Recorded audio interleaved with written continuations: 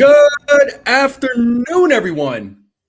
Happy Saturday. Hopefully, everybody's having a great day. Everybody's enjoying their weekend. Shout out to the folks in the chat. Make sure you all hit the like button, hit that subscribe if you are new. Greatly appreciate both. Uh, Been a long time coming. Been wanting to do this for a while. I've been wanting to talk Yankees prospects. I got my guy Rob and Mazza from Fortrain Express. It's been a long time since I've been in the same room with these guys live, and I know, obviously, life comes up, schedules change, things happen. You do what you got to do. But I'm glad to have both of these guys on with me. And again, I've been wanting to talk Yankees prospects for a hot minute. I wanted to get Rob on because Rob is definitely my go-to guy when it comes to Yankee prospects. So definitely want to hear his insight as far as what he's seen and who's been playing well, who needs to improve, who to pay attention to. Right. It's an interesting world right now with Yankees prospects, and it seems like some of these guys are getting some opportunities. So before we dive in, Rob, what's up, man? What's going on? What's new? It's been a while. What's new, man? It's good to see everyone. It has been a while. It's been a while since I've been on this channel. It's been well over a year, I think. It's good to see NFE. Good to see Mazza, that's for sure. I ain't seen Mazza in a hot minute. And yeah, it's been life, work, moving. I mentioned it when I was on the Chronicles last week. It's just been hectic times since the calendar changed to 2026. Tough decisions have to be made in life, and that's really what it came down to. Had to make a decision with doing the show or taking life decisions in another direction. So I still try to keep up with what the guys are doing as much as I can. I'm in your chat as much as I can be. And yeah, it's good to see you, Brad. It's good to see everyone here in the chat. And I'm here to talk some baseball, man. Let's do it. Yeah, for sure, man. Sometimes it's just cool to just forget about the stuff out there and just come in here and just like decompress and stress and just talk some sports and whatnot. So and specifically baseball. Mazza, it's been a long time with you, man. I know you were out in sea. For those of you that don't know, Mazza's a member of the Navy, still an active member of the Navy. So that's cool to you, man. But what is going on with you, dude? What's new in your world? Not really a whole lot since getting back from deployment.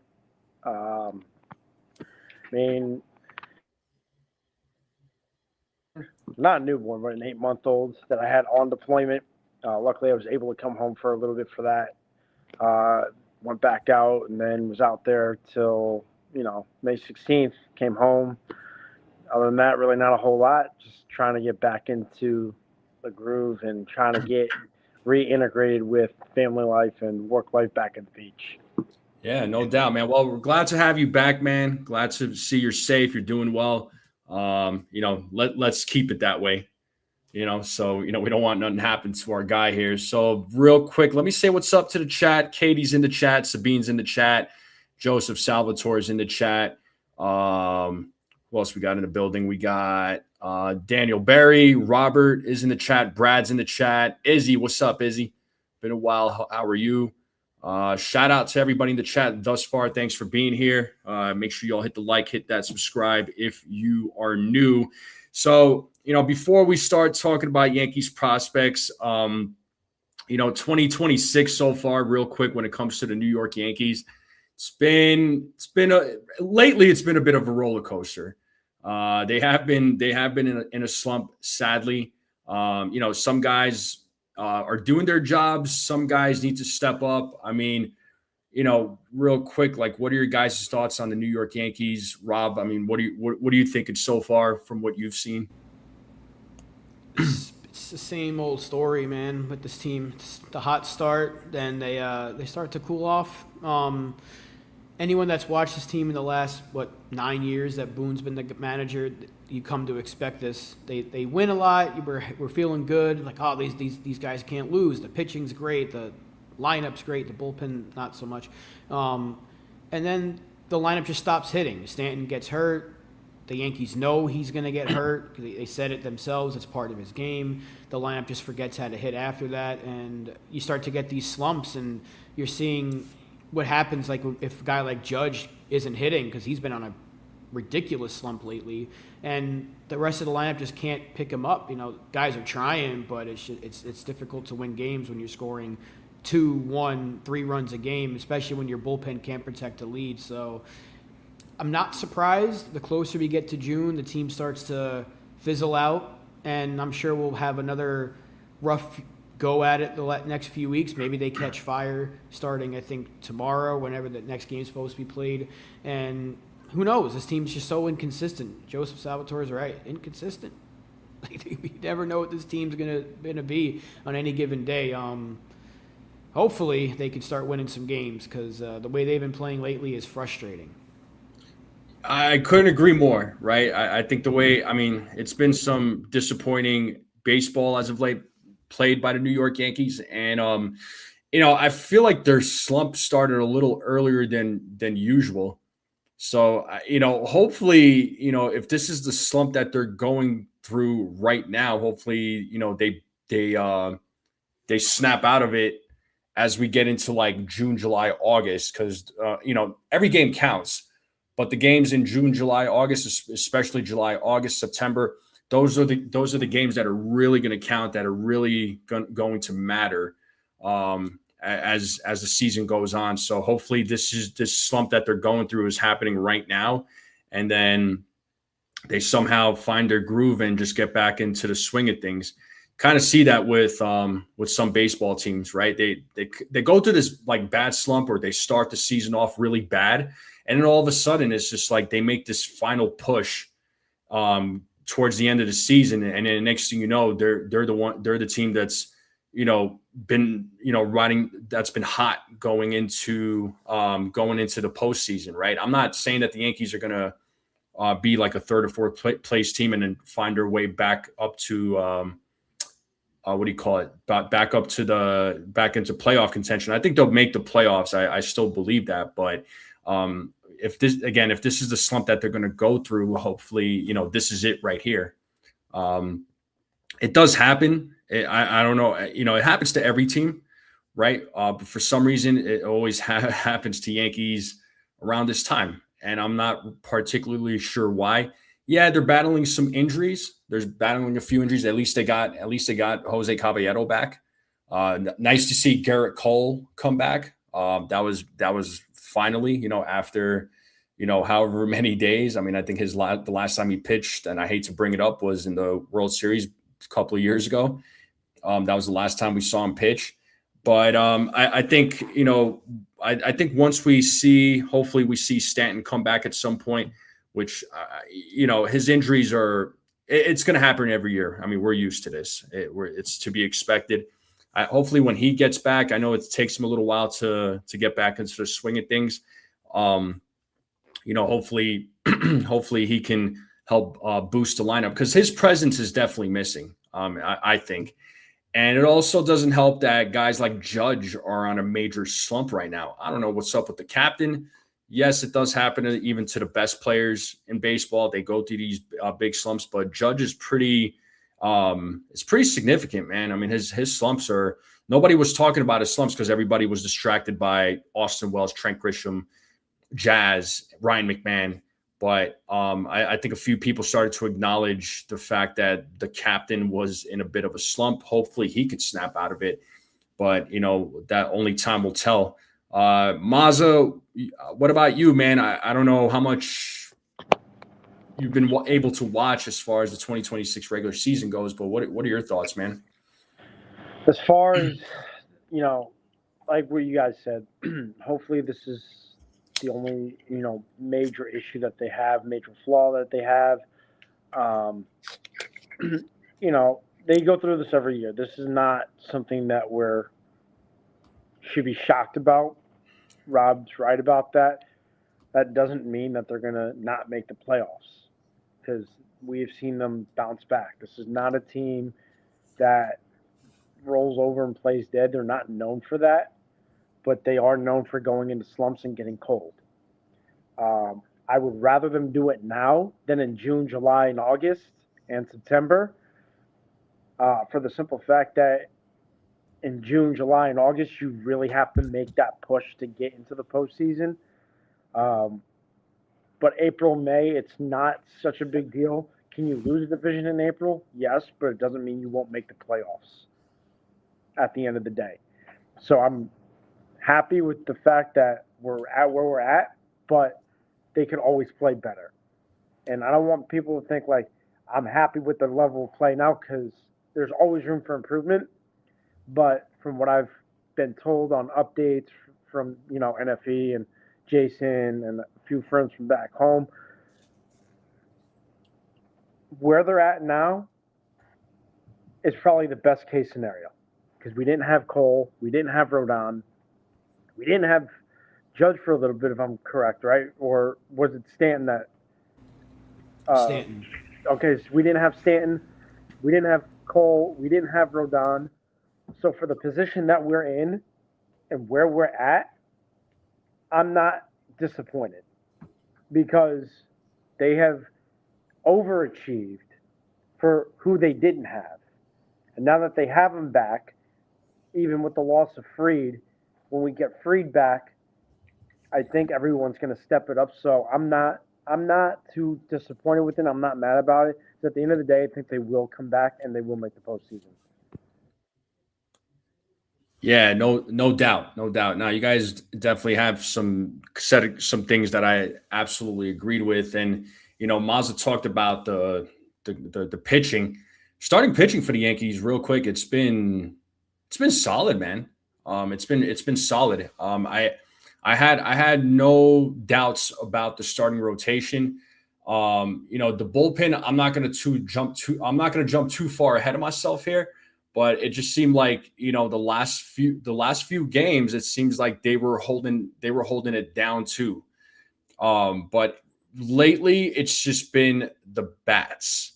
Usually you don't really talk. I mean, yes, the bats do get brought up, and they do go through their slumps, but they can usually hold their own. And the pitching sometimes fails. But right now, it's been the bats that's just been not holding it down. And the pitching is doing everything that they possibly can to keep the team in the game. So, right now it's not, I can't fault the pitching too much. I can't even fault. I mean, the bullpen it's a mixed bag. You never know what you're going to get. It's hit or miss. There's a few guys you could rely on. Then there's other guys. It's like some days they're okay. Some days they're not.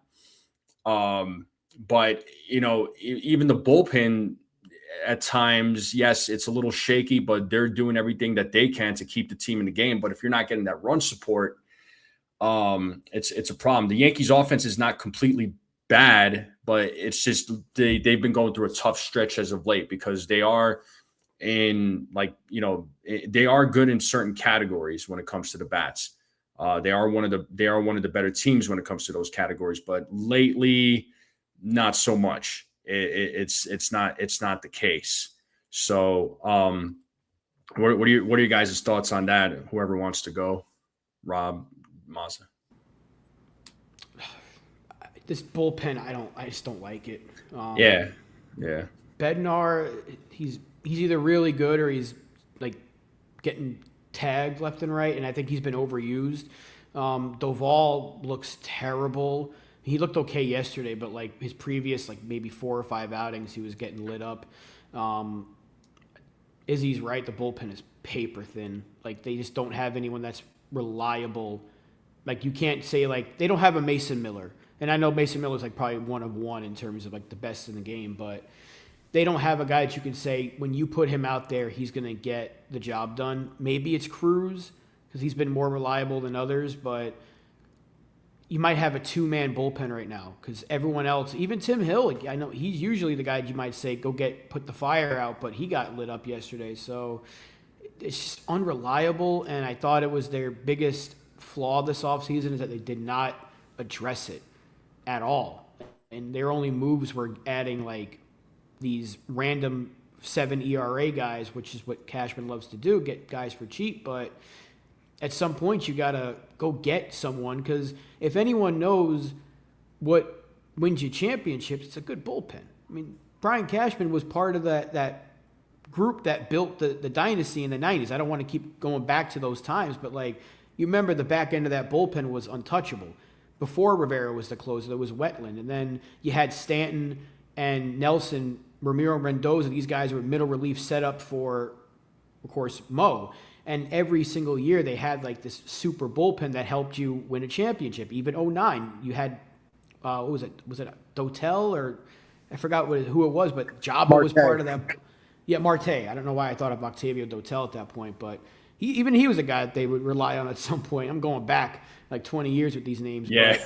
But, but they were always known for having a good, especially the back end of the bullpen. And it's just like they said, as long as we got one, we'll be fine. It's just unreliable, it's inconsistent, and it's costing the team games. And that's a problem, even in May, is you start losing these games now, you're going to regret it later in the season if you lose a division by 2-3 games. Because it happened last year. They tied. Had they saved one more game, they won the division last year. Yep. What about you, Mazza? So I do think that's a definite point of or area of concern. Rob's right. If you take a look at, that 96 bullpen with Weathers, Stanton, Lloyd, Rivera as your setup, Wetland to close it. They weren't the best guys, but they were good enough that they could lock down games for you. Now, as much as Wetland liked to give the scares, he still was able to lock down games. The Yankees need to address that sometime here before the deadline. I think they will. It's just a matter of who are they going to go out and get to address that need. Because Tim Hill has been very inconsistent this year, which is unlike Tim Hill, because he's been pretty decent for us and pretty solid for us, pretty locked down. Ryan Yarbrough is another one who I've heard has not been great this year. I think having Ryan Weathers going to the bullpen, I know you, me, and Jason have talked about this, is probably a good idea because he could be that lockdown long relief guy or middle relief guy. So I do think that is going to be an area that they are going to need to address, and I think they will address it. It's just a matter of who, not when, but who. Yeah, I was going to say, I think Tim Hill has actually been one of the better bullpen arms. The thing is, I think he's just been heavily relied on. And when you heavily rely on any bullpen guy that's been doing good for you, at some point they're going to get hit. I mean, it's going to happen. It's inevitable. And, Rob, I hear what you're saying about, Cashman going after like low cost arms, right? Low cost arms for the bullpen. I get what Cashman is trying to do. It doesn't always work, but it's just relievers these days they cost a lot of money. And I just don't think I understand it's the market. The market dictates what these guys should be getting paid and what they're going to get paid, but it's an overpay for a lot of these relievers. That's kind of where I'm at. Because like if you look at what Luke Weaver, Devin Williams, what these guys signed for, I don't think they're worth that kind of money personally. And then Josh Hader, I'm going to bring his name up, and it might get on other people's nerves, certain people. But Josh Hader, look at him, right? The guy signed a monster contract, and he's been hurt, right? So the Yankees had something similar like that with Aroldis Chapman and Zach Britton. Unfortunately, it just ended up being a disaster. So, Also, look at what Devin Williams is doing this year. He's getting lit up by teams. The deal that he's got paid. So just something put out there. Yeah, that's what I'm saying. So it's just like, I do understand spending money on relief pitcher arms. I do get it.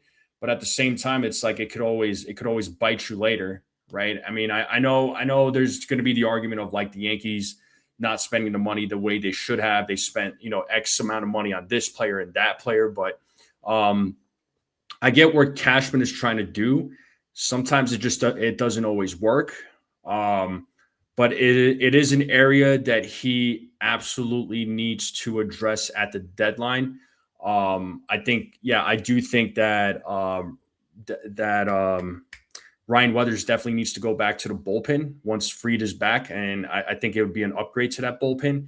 And then perhaps the Yankees could, in sometime later in the season, they could probably call Carlos Lagrange. I know he's not on the 40-man yet, but I would love to see him.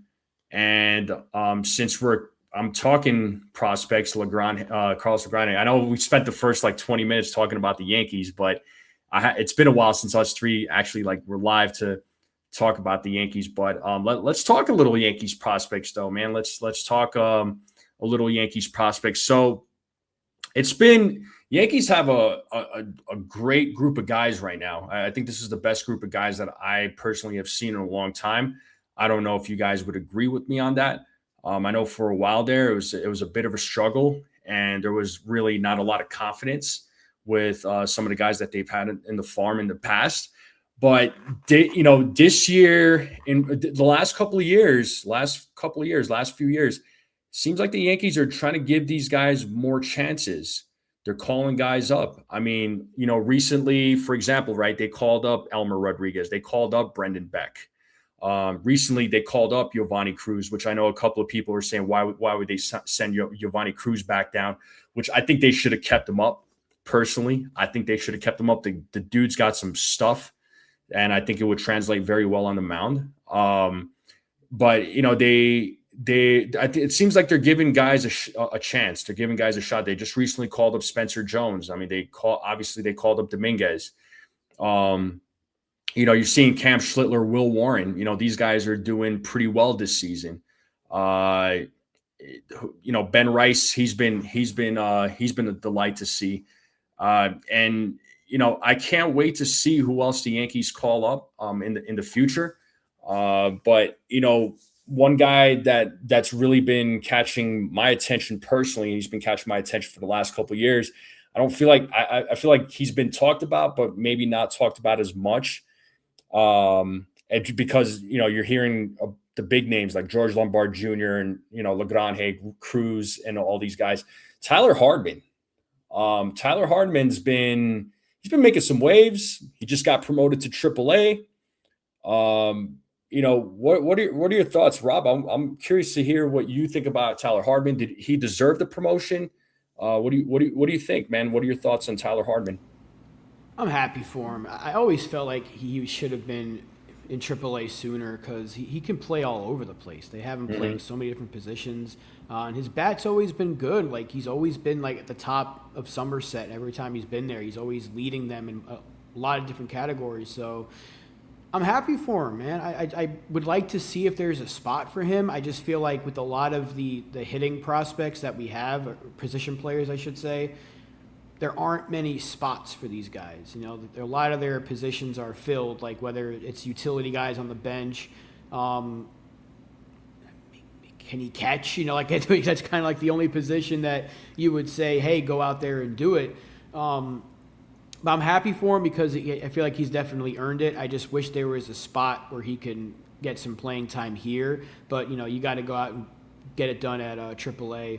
And I think he will. He's been good enough in AA for a while, and it's been long overdue. I thought he would have been called up a lot sooner, but it does go to show you they have been operating differently, at least in terms of the prospects.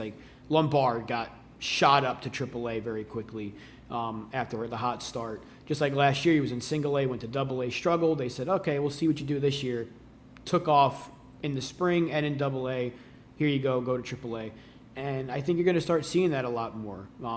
Lagrange starting the year in AAA was nice, and I think we might see him out of the bullpen. He's struggling ERA-wise. He's got a 4.6 ERA this year so far, but I'm happy for Hardman. Very, very happy for him. I just, like a lot of these position players, I struggle to see a spot unless you're Lombard right now. He's the only one that I can say he's got a spot on this team even this year if they called him up.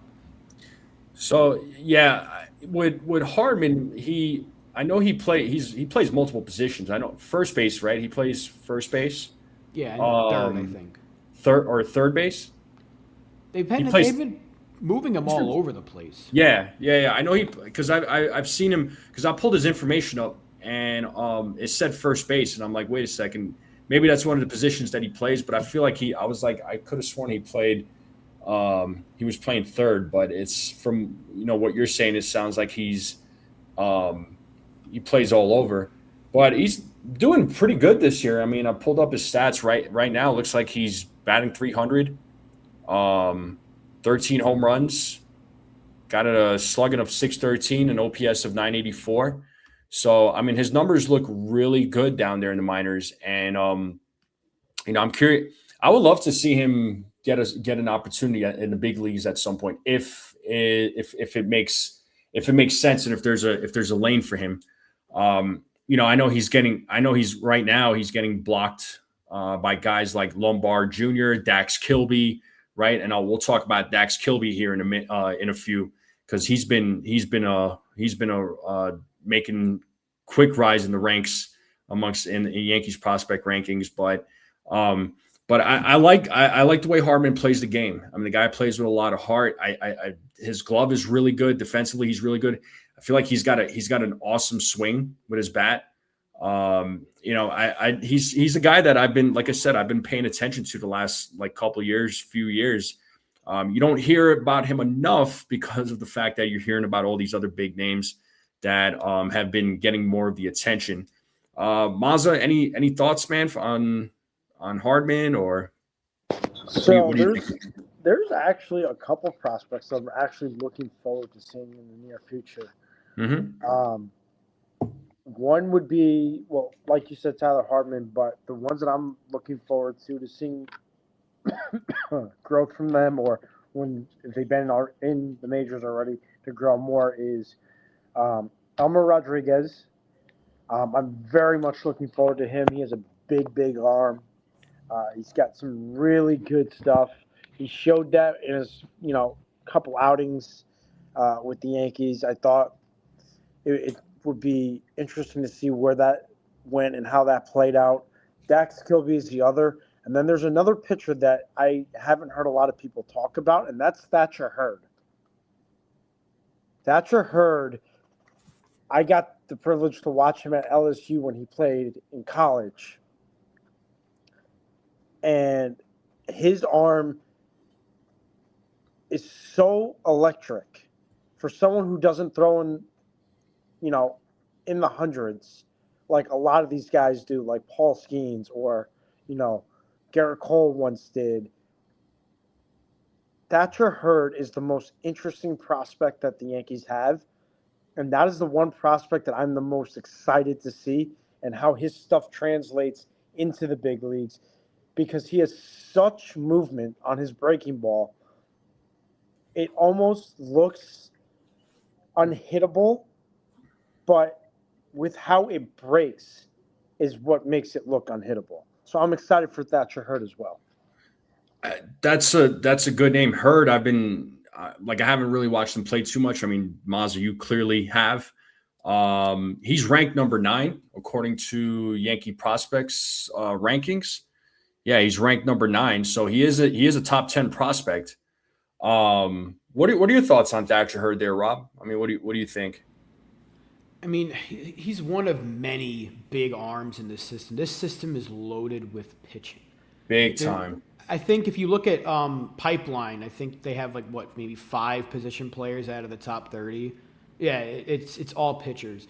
And Hurd's one of the many that you can see either as soon as next year being kind of a similar path to AA, AAA, even though he's very young, but that's just the way they develop guys, or someone they end up trading, because that's what they do. They draft and they develop these guys. They get these college pitchers, develop them, and trade them. That's kind of what the Yankees have been doing a lot more recently. I like him, though. His fastball, I think he touches 98 on that thing. He tops out at 99. 98, 99. So you see, oh, hey, John. It's like, you can. I'm sorry. I had to pull that comment up. Completely got me off my train of thought. I really like Thatcher Hurd. I want to know like what his future in the organization is. I can see him like a lot of other pitchers being traded, but he's a big arm, like you said. That curveball is no joke, and that fastball, one of many. They like college pitchers that can get upper 90s. That's what they did a few years ago when they drafted all these guys. And people are like, why do they keep getting these college pitchers? This is why, because you can develop them quickly and either call them up, or teams say, hey, Ben Hess had like a 5 ERA or 4.6 ERA in college, but now he's one of their top pitchers in the system. The Marlins wanted him for Edward Cabrera this offseason. So like you can see why the Yankees keep doing this. They want to be able to either develop them to get them called up or to trade them. And that's what they've been doing endlessly for a very long time. Yeah, the Yankees, they have a good problem on their hands, a complicated one, but a good one. With all these pitchers, man, they do a great job of drafting these guys out of college, and they develop these guys really well, particularly with the pitching. It's going to be hard, man. It's going to be really hard because sadly, not all of these guys are going to make it as Yankees. Maybe they'll make it as for another team. But Thatcher Hurd, I mean, I agree with you, Mazza. I like what I've seen from him. But when you look at the top 10 prospects, as far as the pitchers goes, I mean, obviously you got Elmer Rodriguez. He's ranked 2. Lagrange is ranked 4. You also got Bryce Cunningham, Chase Hampton, that are in the organization too. Don't forget about Chase Hampton. He's another one. So, and then you got other guys in the organization that are making their name for themselves. Like for me, the one guy that I really like, the Yankees drafted him last year, was Pico Khan, right? Pico Khan, that guy's been killing it, right? I like what I'm seeing from Pico Khan. Obviously Brock Selvage, Henry Lalane. I mean, it's like, the Yankees have a lot of guys. I mean, yeah, Ben Hess is another one. I forgot to bring his name up. So it's great that the Yankees have all these pitchers, but I mean, man, how many of these guys are actually going to make it with the organization? I think Elmer Rodriguez and Carlos Lagrange is going to be a lock, but I think Ben Hess could be a lock too. The reason why I'm saying Ben Hess is because at some point, like Garrett Cole and Carlos Rodon's contracts are going to be up. So, how do you replace those guys? Do the Yankees use the guys that they have in the farm? Do they go out and sign somebody? I don't know. But at least they have a group of guys that can, potentially replace guys like Cole and Rodon. I mean, replacing a guy like Cole is hard to do, but I'm saying the Yankees have those options is what I'm getting at. And if we're talking about pitchers, I'm glad Elmer Rodriguez got his opportunity at the majors. When it comes to prospects, and you guys have all heard me say this before, I manage my expectations. I'm not expecting superstar results. I mean, those types of players are rare, and those are special type of players. But Elmer Rodriguez, his first couple of starts, again, I wasn't expecting anything big from him. I think the biggest thing with Elmer Rodriguez, I would say, would be his command. I think if he can get that under control, I think he'd be a much better pitcher. But, again, I want to get your guys' thoughts on Elmer Rodriguez. Rob, him getting called up to the majors. What did you see, man? Like, how did you feel about his performance? I know it's only a very small sample size, but, what are your thoughts, man? You see what the Yankees like about him so much. He's got a lively arm. He's got good stuff. It's just command was always going to be – it's always – even if you're good with command in the minors, it's going to be different when you get up here, right? You can say this guy's got excellent control in AA, AAA, but then he comes up here and he's missing the zone. We saw that very early on with Elmer. I think his first batter, he was missing the zone left and right, but he eventually calmed down. He's got command. But that's going to translate differently for everybody when you get here. But I think, what does he have, 3 starts in total? But he's already got like 15 strikeouts, something like that. So you're seeing the good and you're seeing the struggles for a young pitcher. And I think he's actually a perfect example of why I like the Yankees' development so much, at least with arms. When the Yankees traded for him, how many people were mad? Like, who did you get this random arm from Boston? You traded Narvaez. How could you? This is Cashman's at his finest, dumpster diving. Now Elmer Rodriguez is untouchable. He's the future. Oh, it's going to be him and Schlittler, LeGrand. This rotation's going to be set for so many years. It's funny how it works. He shot up the rankings from like a top maybe 20 guy last year to now he's number 2 if you look at pipeline. So it's like the Yankees' development is very good, and he's done a phenomenal job. And so far, what are his numbers in AAA? It's like a sub-2. Like, he's been phenomenal. He's been outstanding. So I'm looking forward to seeing more of him, hopefully at some point this season. But I'm glad he got a cup of coffee in the majors, and we got to see what he can be. Yeah, I mean, right now, if you look at his ERA in AAA, it's 1.38. He's got a 1-2 record right now across 5 games. Pitched 26 innings. Gave up 18 hits, struck out 26, walked 9 so far. Only gave up 1 home run. His WHIP is at 1.04. I'd say those are some pretty decent numbers in the minors. I wasn't expecting him to, have those types of numbers in his first couple of major league starts. I mean, when you come up to the major leagues, it's a whole different animal. But, I honestly, at the time when Narvaez got traded, I'm like, oh man, I didn't want to see Narvaez go. But when they traded for Elmer Rodriguez, I'll be honest, I didn't know nothing about him, but I trusted it because, Cashman usually does a good job of finding arms. He does. That's just that is his bread and butter right there. Doesn't always work out, but Rodriguez seems to be working out so far. And it seems like the fan base has been all about it. They're all over it now. So, anytime the Yankees get a pitcher, I'm just like, okay, they must have seen something in him for them to get him. And of course, when you get a guy like Matt Blake working with these guys, Matt Blake does a good job with a lot of these arms. I mean, not all of them are going to work out. It's just the nature of the business. But Elmer Rodriguez, yeah, as a fan base, we've been raving about this guy since last season. So I'm happy with Elmer Rodriguez. And then, and since we're talking about pitchers, Carlos LeGrand, man, that guy, I know there's been debate about him being a starter or bullpen arm. Personally, I want him to be coming out of the bullpen.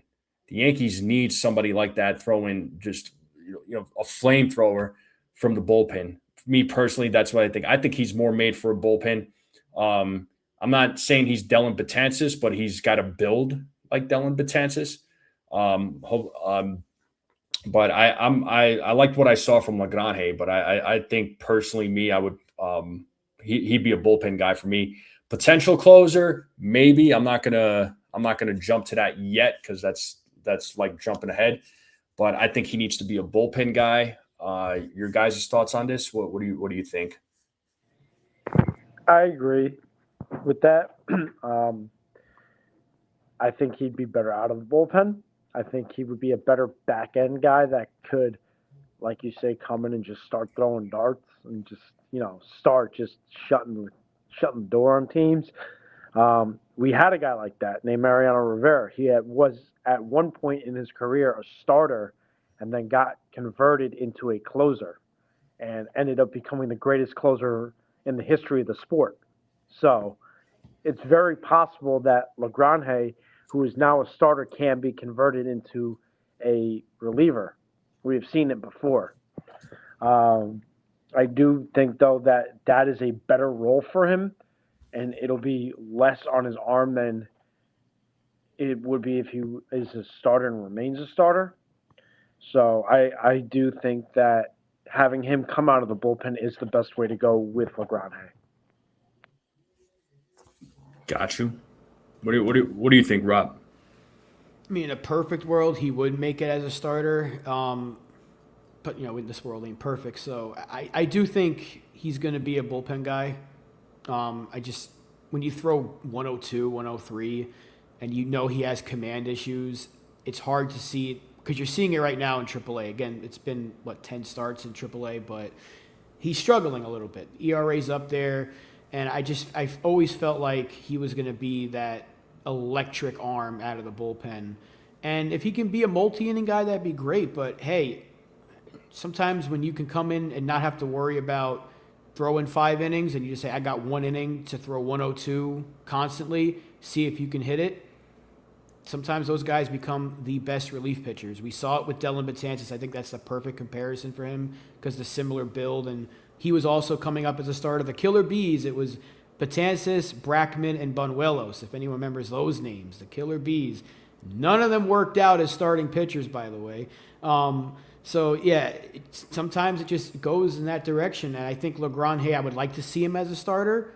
But I do see his role at the major league level being a shutdown back end of the bullpen guy. Closer, I'm not sure. We got to see it before we can say it. But I can definitely see him being a setup man for sure. Because Betances was so good in that role. He was a setup man, and then they would bring in D-Rob as the closer. Or Andrew Miller when he was there. When they had that 3-headed monster with him, Miller, and Chapman for that 1 year before Chapman became a dud. Yeah, exactly, Brad. Only 2 of them got to the majors, and Banuelos went around the league before he came back to us eventually. So sometimes they don't always work out. But I think LeGrand and the bullpen, I can see that being pretty darn fun.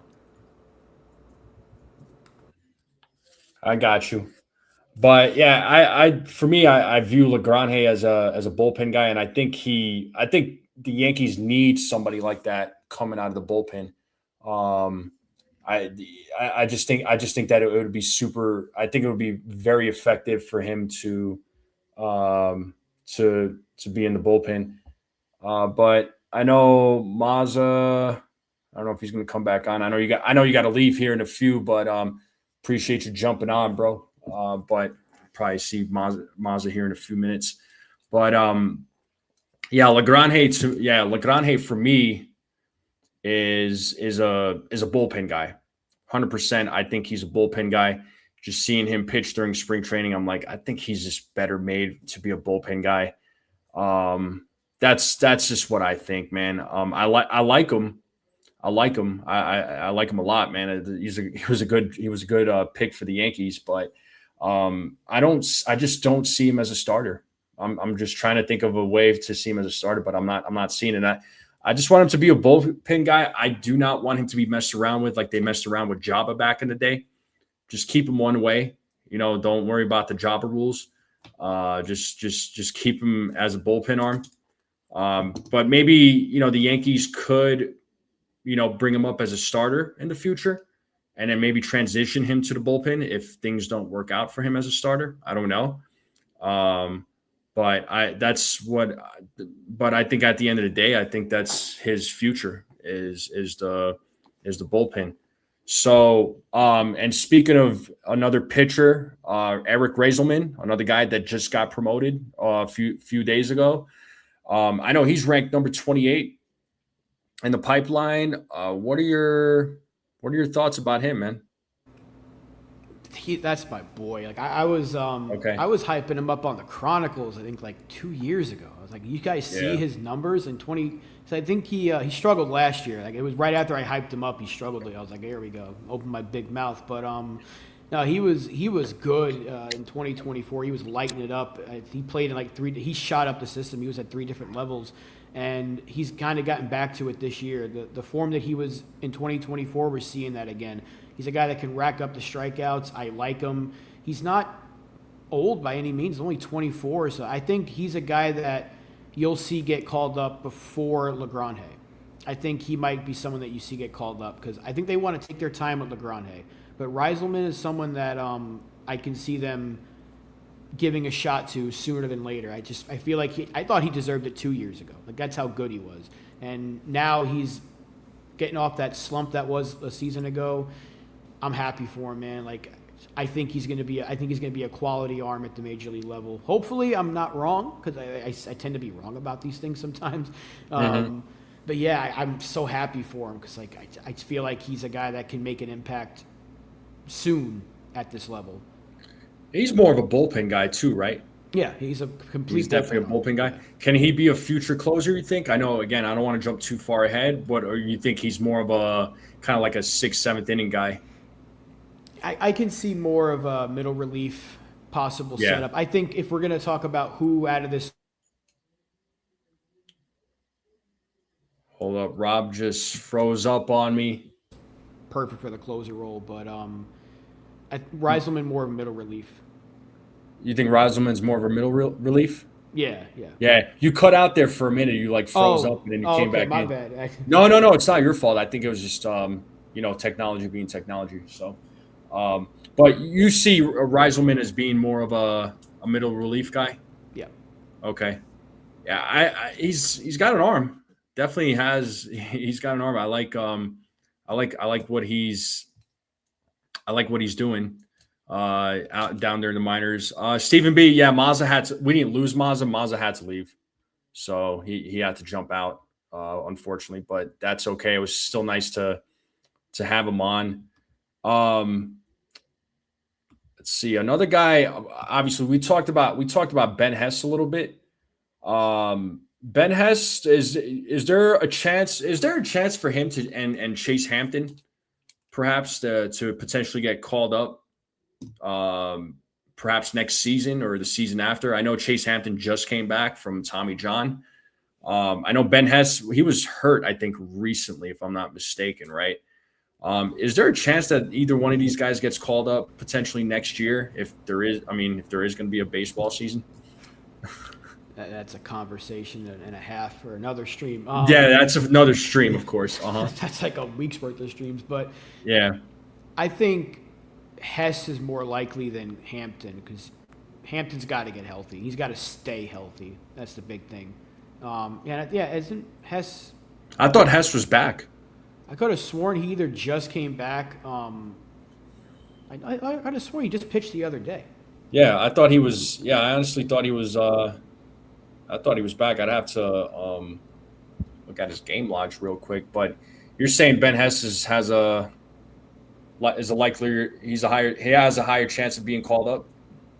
Yeah, because the Yankees like him, and Hampton, again, he's got to stay healthy. He's got to prove that he can stay healthy because injuries have derailed him, and they just drafted him not too long ago, and it's just injury after injury for Hampton. So hopefully he can stay healthy, and then if he is healthy the rest of the way through, and then next year we see another healthy version of him, then maybe. But I think Hess is more likely to come up sooner than Hampton would be at this point. Yeah, so they activated Ben Hess on May 14th from the 7-day IL. So yeah, he started like 3 days ago, did he? Yeah, that's what I was gonna say. I was like, I thought they activated him. So yeah, I know he just got back. Ben Hess was he was another big name that the Yankees drafted. I remember there was a lot of hype about him. But he's another big arm. Is he more like a number 2, number 3 guy in a rotation? What do you think? Man, it's his stuff is definitely top of the rotation quality, but it's so hard to say like he's a number 1 starter because he's not even like, to me, he's not even the top guy in the system. I still think that's Elmer Rodriguez. But he could, I would say the ceiling maybe number 2, but more likely he's he's middle of the rotation, maybe a 3-4 guy, but he certainly has the stuff. It's just, you got to wonder if he's healthy. If healthy, he's certainly got that stuff to be a top of the rotation type of guy. But I can see a number 2, number 3. Number 1, I won't put him at number 1. That's just so difficult. I wouldn't put him at number 1 either. Yeah, I agree with you. But Hess has been, he's ranked number 5 in the pipeline. So he's just a spot behind about Carlos Lagrange. So, Lagrange is ranked at 4. But, we could talk about pitchers all day. The Yankees have a dime a dozen, and they're going to draft more even in the future when the draft comes around. But, let's get into some of the bats, man. I mean, I know we talked about Hardman for a little bit. I know the Yankees have been heavily drafting a lot of like infielders, right? I mean, they drafted Dax Kilby. Because that's a guy that has been catching my attention. It seems like he has moved up in the pipeline fairly quick. It seems like the Yankees are very high on this guy. And of course, Jeff Kent's son, Keaton Kent, seems like he's been making some waves down there in the minors. But Dax Kilby, what are your thoughts on him? He's ranked number 3 in the Yankees pipeline.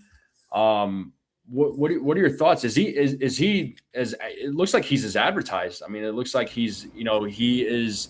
I don't think he's going to get called up next year, but I feel like he is going to play a role for the Yankees in the future. I mean, the way he's, again, the way he's playing, where he's ranked, I see a future with him. Oh, he was immediately like a top 5 prospect when they drafted him last year, at least in our system. And he's got plenty of time to grow, but he's killing it. He has like a 900 plus OPS already, and he's 19. So like, he'll be in AA sooner than later. I'm not going to say like tomorrow he's going to be in AA, but he's a guy that's I think is going to really shoot up quickly because he's checked all the boxes. He was known for having a good bat when he came out of the draft, and he's got good speed. I think his defense is pretty good. There's a reason he got drafted and was immediately like the second best hitter in the system, because that's just what he was looked at coming out of the draft. So I think the Yankees got a steal with him, and was he like the back end of the first round? So yeah, I like him a lot. When it comes to this the age-old question with this team, where does he play in the future? Does he move over to second if Lombard's got short taking control? Maybe Lombard's a third baseman moving forward, and they keep Caballero for the long haul. Maybe they draft another shortstop. Who knows? But the Yankees they load up on infielders almost every single draft, and Kent's another one that's so far so good. And I think he's in high A, or is he in Double A yet? He's Kent, in high A, right? Yeah, Keaton Kent is in high A. Yes, yeah. He is in high A. He'll get called up to Double A sooner than Kilby, but you're going to see Kilby kind of knocking on the door similar to the way Lombard is right now. Like, there's young guys that are very, very talented, and the bat is there for Dax Kilby, and you're seeing it. His numbers are incredible right now, and I'm excited for him. I'm trying to find out where we can fit all these different players. Like, we know not everyone's going to work out, but like, his value was already high when they got him, and he can be moved if need be. I think that's what they're doing. Why they're doing what they're doing with Lombard is they're playing him at short, second, third, saying, hey, let's see if you can do it. And he's been good at all 3 of them, especially at third. He looks great over there. He's obviously an amazing shortstop. But in a perfect world, you got Lombard and Kilby kind of maybe manning the left side of the infield for many, many years to come. We know the Yankees need it. And those are 2 of their biggest needs, is shortstop and third base. So, hey, I'd be here to see it. I'm hoping that's the case, but so far so good for Dax Kilby. Yeah, Kilby, I saw some highlights of him when he was taking ground balls at shortstop. I feel like he would be better off at second base. I might be off on this. I'm not saying he's a bad shortstop. I think he's a good shortstop, but I feel like shortstop in the future, I think that belongs to George Lombard Jr. But I think Kilby, I think he would do better at second base, I think, but I wouldn't argue if they put him at shortstop, because I still think he's good at shortstop, but I think he'd be better at second base. Would you agree, disagree? I can see that. Because, again, there's going to be a need at second base potentially. What do they do with Jazz Chisholm, right? And then if he's gone, who plays second next year? It won't be Kilby, but like there's going to be potentially 3 needs in the infield within the next couple of years. So I can see him being a second baseman. Lombard should be the shortstop. That's how good he is. He should be the shortstop, but he's good enough to where he can be the third baseman if Kilby stays at short. But I think you're right about that. He's a guy that profiles probably better at second. But if they kept him at short, I wouldn't be mad about it. Yeah, I mean, I know according to the Yankees pipeline here, it's estimate his ETA for Kilby is going to be 2028. But I feel like if the guy's moving up in the pipeline that quickly, I mean, shoot, you might even see him next year. But I think that's pushing the buttons a little bit. But second base, yeah, that's going to be interesting because not to talk about major league players, I don't see Jazz as a Yankee after the season. I'm not seeing it. Even if he was, like blowing it away, I just don't know if the Yankees were gonna pay him that kind of money. So, I know Lou is saying Cabby at second, Lombard at short. That could be a possibility, although I really like Cabby at short. But if Lombard's going to be the future, yeah, he takes over short, second base for Cabby. But I know you saw that news yesterday, I'm sure, with Aaron Boone saying that Anthony Volpe could be seeing time at second base, which I'm not totally opposed to it from a defensive perspective. I think, Volpe would be better off as a second baseman. At one point, I just felt like with the Yankees drafting a lot of these infielders, like, Kent, Kilby, they got Lombard Jr., who's knocking on the door. I feel like it was a kind of a message to Volpe, like, hey man, like, I don't know how long we don't know how long you have, but your future here might not last, so I think Volpe would be better as a second baseman, but then the question is, how does his bat do? That's my question, because I know there's been certain folks out there that suggested moving Volpe to second, which I'm not opposed to, but how does that improve his bat? And nobody's been able to answer that question. Right. It doesn't. It would make him less of a liability defensively, really. Right. Which, believe it or not, he's actually, aside from that one error in his first game or his second game, he's actually been fine at shortstop. Cabby's made some big mistakes at short, so I think Cabby's better at second and short than Volpe is. I think Volpe, I agree with Stevie B. They should have been doing this prior to calling him back up. I know he got called up because of the injury, but they should have been doing this the second he was optioned when he was rehabbing. Like, hey, place him second. Like, I think he played like 2 games at second base in the minor leagues, but they should have done this sooner, especially with Lombard coming up the way he was, and the fact they did it with him. They should have worked on this a lot sooner. Doing it at the major league level, saying, hey, learn on the fly when you're already pretty rough at the position you play now, it's kind of similar to what they did with Jazz. Hey, go play this position you've not played and go be good at it. I feel Bobby Witt Jr. is not available. I'm sorry to go back to this. There's no way Bobby Witt Jr. is available. I can put money on that. The Royals are not trading Bobby Witt Jr. Whoever you got that information from, tell them to check their sources, because there is no chance in hell Bobby Witt Jr. is available. I would be willing to put a lot of money on that. Yeah, I kind of found that hard to believe that he was like available. I don't know that. I'm not going to say nothing, but I'll just stay quiet when it comes to that. But yeah, Volpe, I understand Stephen B. Maybe that's something he should have been working on at AAA. Maybe I'll tell you something, maybe if Caballero didn't get hurt, you probably would have seen Volpe getting some playing time at second, but Cabby got hurt. Volpe got called up. The inevitable happened. Which, I thought it was funny because, Volpe, a lot of fans were so pissed off that he got called up, but I don't know why people were so surprised. It's like, who else were you going to call up? I know folks really want to see Lombard Jr., but he just got promoted to AAA, Lombard Jr., so let him continue developing. And just because guys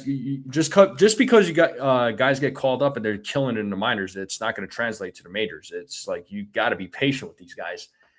We saw it with Spencer Jones recently. But in Spencer Jones's defense, the guy's been facing some pretty freaking good pitching since he's been up here. It was just his luck. He gets called up, and then here's Mizorowski. Good here's luck. Mizorowski. This guy could throw 104 miles per hour. Here you go, kid. Knock yourself out. But it was tough on Spencer Jones. I feel Yeah. bad. And I just want to real quick, Brad. I just looked up his name on Twitter, Bobby Witt Jr. A lot of people are falling for a fake account. The dude's Twitter bio says satire. Please click on the accounts when you're looking at Twitter sources, people. And it's only May. It's only going to get worse when we get to June, July. I'm telling you, there is no way Bobby Witt Jr. is available for trade. And Rodney, my face, there was not like an exciting face. It was a very confused face. I can promise you that, because when I saw that, I was confused.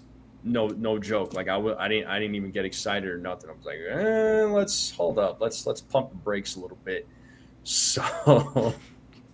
If he was, I would sell the farm for him, right? But there's no shot this dude's available. That's like one of the best, if not the best, shortstop in baseball. You're not trading him because the Royals aren't as good this year as they hoped they would be. That's the future of the organization. No shot that dude's available. Yeah, I don't. Yeah, when I saw that, I was like, are we sure about this? Are we sure about this? But anyway, getting back though, back on track. But no, it's with Spencer Jones, it was just like he saw some good pitching up here. He saw like real major league pitching. So there's things that I feel like Jones still needs to work on. I know some people are upset that he got sent back down, but honestly, I have no problems with it. I don't really have a problem with him being sent back down. Let him continue developing. I think there's things that he clearly still needs to work on. But and hopefully he'll continue working on it. Personally, I think he'll be your center fielder next year. I think he gets called up. I mean, I don't see why not. Like, when is this guy going to play? Because Grisham's going to be gone. There's no way the Yankees are going to sign him back. I know I'm not going to get into the $22 million conversation or anything like that. That's not the point. It's just who takes over center field, unless you decide to put Bellinger back in center and put Jones in left. Jones could play anywhere in the outfield, really. So I don't know. I think there's a lane for Spencer Jones to get called up. I'm not surprised Spencer Jones got called up and struck out in half of his at-bats. Right. I don't hate Spencer Jones. I don't want people to think I'm an anti-Spencer Jones guy, but I've been saying this about him for the last couple of years. He's very, very tricky. There's a reason he's fell even after a good season last year. There's a reason he's not in the top 100 in baseball. There's a reason he's not the Yankees' top hitting prospect. Scouts are going to look at that strikeout percentage in the minors and say, well, if you can't improve that against minor league pitching, how are you going to fare against major league pitching? Yeah. Case in point, Mizorowski blew him away. And that's Mizorowski, I get that, but he struck out half of his at-bats. Well, when a guy's throwing 104 at you, expect annihilation. And again, you're right, but like they're going to look at the fact that the strikeout percentages is still over 30% in the minors. He's had to adjust his stance several times in the last couple of years in the minors. It's hard to say, that guy's going to come up and hit 30-plus bombs because he's doing it in spring training.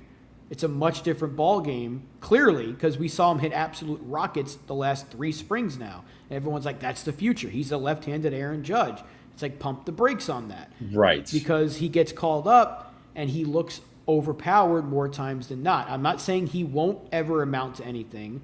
I'm saying what you saw from him in the very, very, very small sample size is what scouts were afraid of and why they were like, we probably shouldn't put him too high because there's some hesitance with him.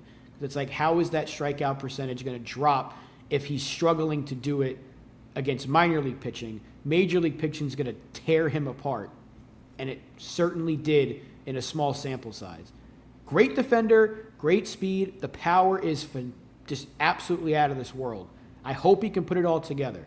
But people are saying he's the lefty Aaron Judge. You got to stop with that. He's not. He's not going to be. He never should have been. You're already setting yourself up for disappointment. I don't do player comparisons, man. That's something I refuse to do. I will never do. Just I understand why people do it. I know they get excited about it, but it's not something that I do personally, man. It's just not my cup of tea. It's just like, I hate to go back to the past, but Volpe being the next Jeter, I was like, okay, let's stop, please. Stop the noise. Or, there was people out there saying that Dominguez was like the next Mickey Mantle. Again, stop it. Okay. Can we just stop these comparisons? Let these guys develop and become their own player, man. Let them develop their own legacy is the way I see it. Now, I know we talked about Jones. Dominguez, I don't know what the future holds for him. I mean, we don't know what the future holds for Jones. What's the future for Dominguez? I mean, what is the future for him? I mean, I know at some point he'll be back, but once Stanton is back, what happens with Dominguez? I mean, I think he's probably going to get sent back down, I would imagine. His bat's been fine before he got hurt. He was hitting from the left side for the right side of the plate.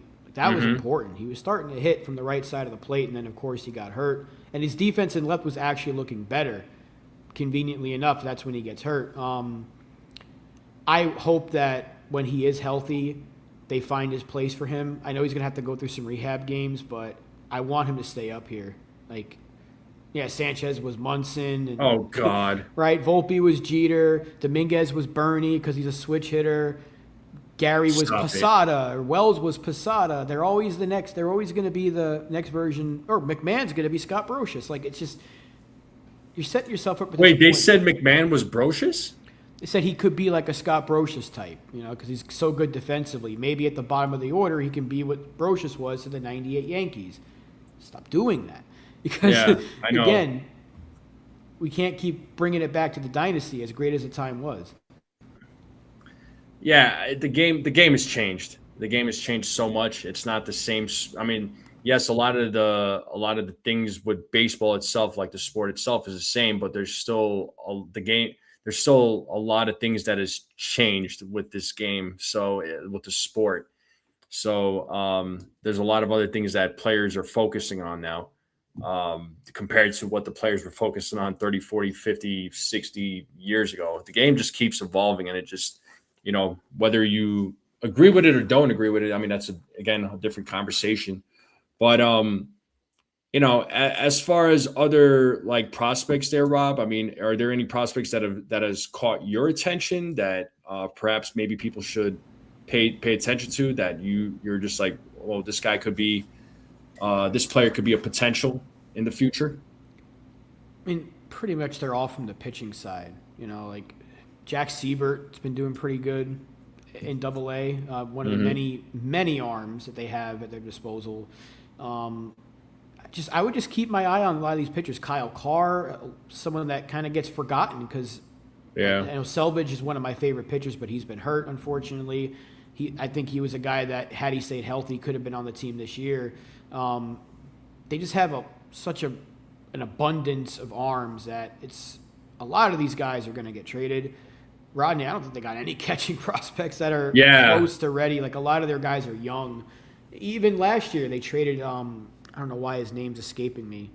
He wasn't necessarily old, but he wasn't young. He was 20. Jesus Rodriguez. I would have loved to have seen him. But all their catching prospects are, way, way down, the Florida leagues. You're not going to really hear from a lot of these guys for a little while. Their catching depth was heavy, and now it's pretty thin, at least in terms of guys that can help out the team sooner than later. Well, I'm looking at the top 30 prospects for the Yankees pipeline. There's not a single catcher. Right.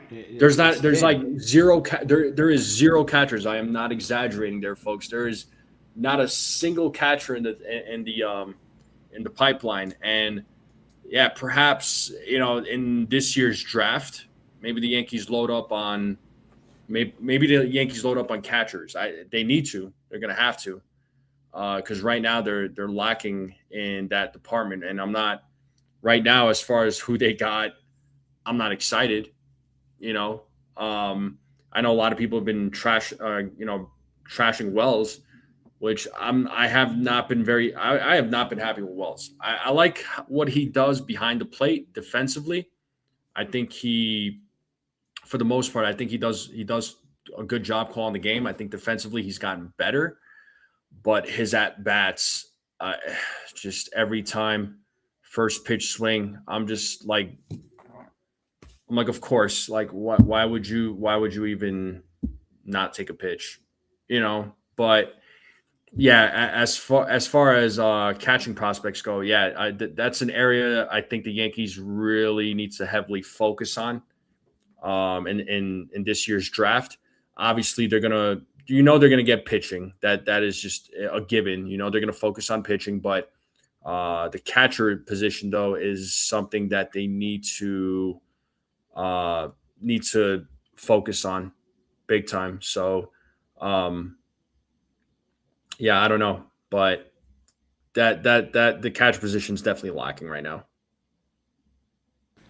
Yeah, like I said, a lot of their guys are going to be.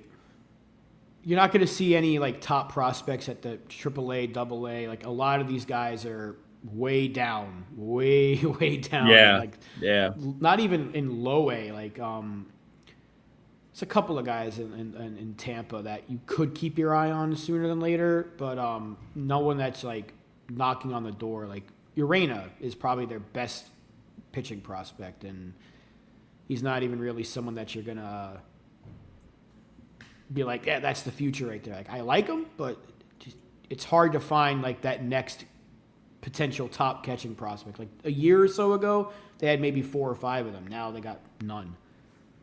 yeah. And I understood why the Yankees traded away those guys. I mean, if you do what you got to do, you have to go out there, try and win a championship. Go get you're trying to make a playoff run. So I understood, but now it's just you kind of wish that they didn't, but at the same time you understand why they did. But again, that's something that they have to address. I feel like in the draft or through trades or something. But that's my take on it. And Lou, I know. Yeah, Tampa was beasting to run on him, and they got caught twice. Well, that's what I'm saying. It's just Wells improved in certain aspects as a catcher. His bat, though, is not what it was in 2024. Why that happened, who knows? I don't know where the disconnect is, but I'm still hoping he figures it out. I mean, I'm not rooting against the guy. I mean, I'm gonna continue rooting for him, but it has been a bit of a letdown. But one more name that I wanted to get your thoughts on, because I'll slowly wrap it up here. I know you probably got some things going on too. One more prospect I thought I didn't even talk about, but I wanted to bring him up was Core Jackson. He's plays shortstop, second base. One of the many. What are your thoughts on him? Have you seen him play at all, or? It seems like they have a type, don't they? Middle infielders that hit from the left side of the plate. Like, they love these guys. Like they like left-handed bats that can play the middle infield. He's in high A right now. Yeah, and he's one of the older, not older, but what is he? 22? Is he 21 or 22? He's not too old, but not too young either. He's 20. He'll be 23 in October. I can see him. Because the age, he's struggled last year. I know that. This year he's been a little bit better. I think he has he's not hitting for a lot of power. So like the OPS is coming from more like just getting on base in general. Again, it's much like I've been saying, I don't see what the role is. He might fall into that Rock Reggio type of category where, hey, he's performing and he's a name and that plays the infield and comes a trade piece. I can't see a spot for him right now. Yeah. because he's another guy that the Yankees drafted, and I was, it seems like, the Yankee, yeah, like you said, the Yankees like these left-handed bats, right? Looking at his stats right now, he's batting 248 at the moment for Hudson Valley. He's got an OPS of 730. Last year his OPS was at 567 when the season ended. So it was pretty bad. Yeah, I was just looking at his numbers from last year. But it seems like his numbers greatly improved or have greatly improved this year so far.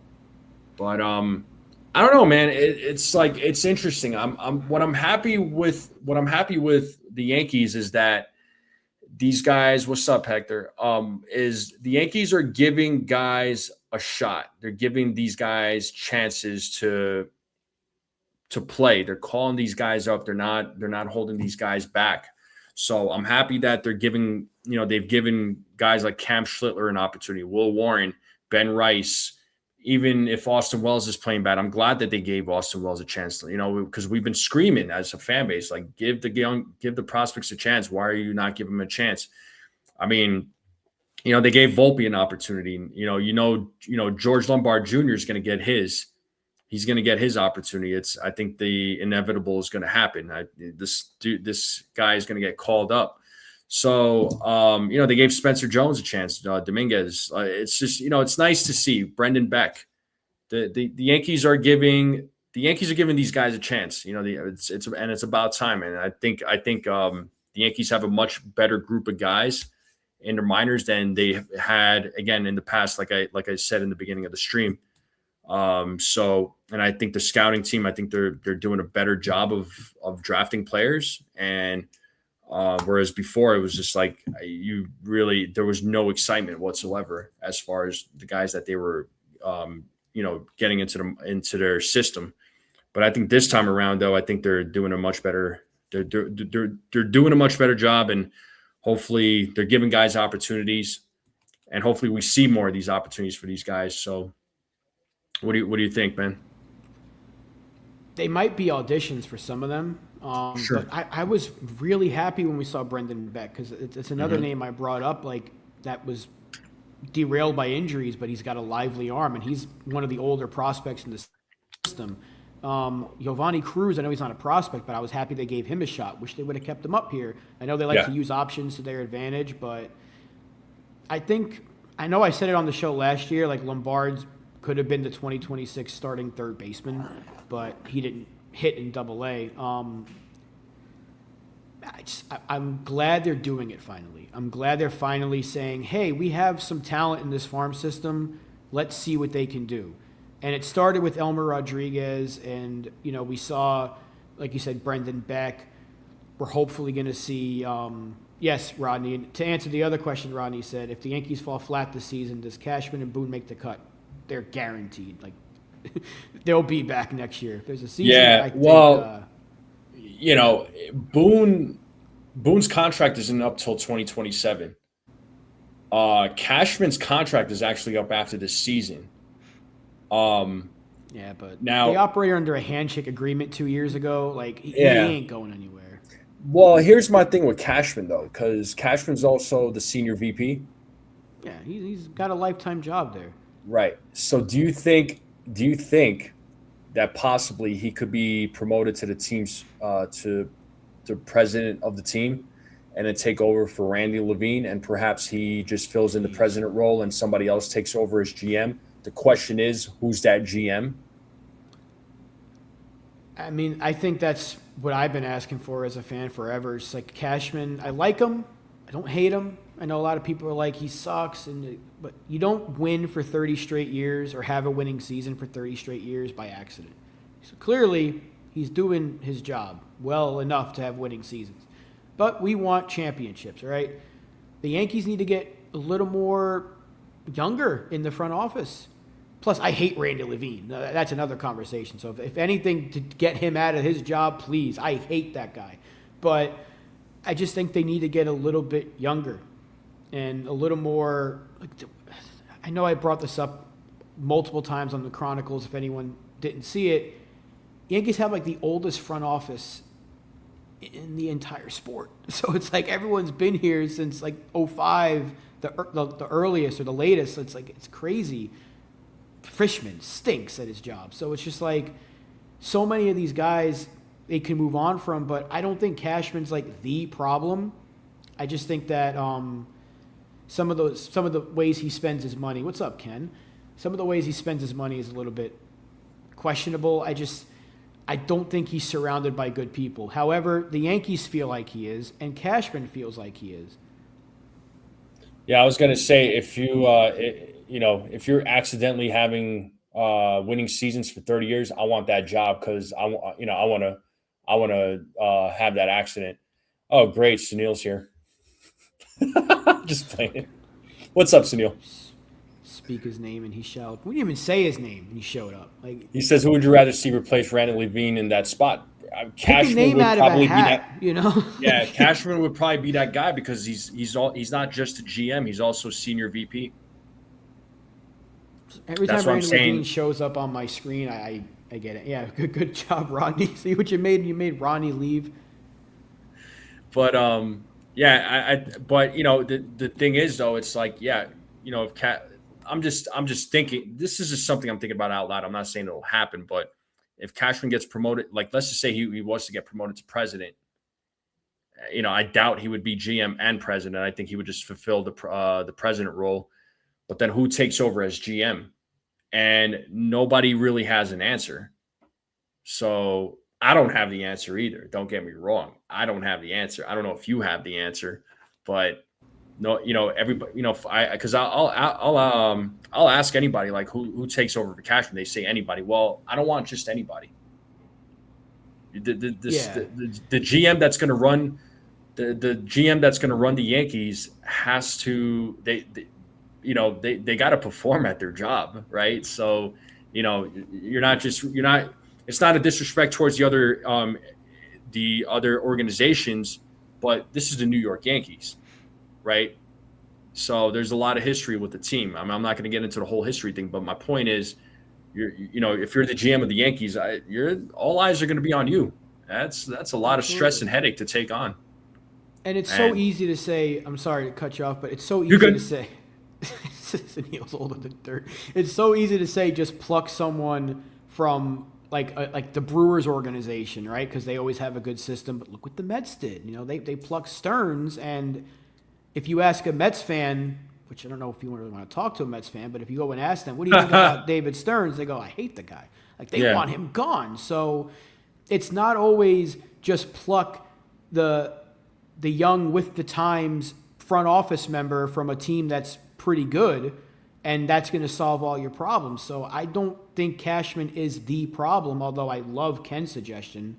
King Ang? Yeah, I don't think I would argue with that.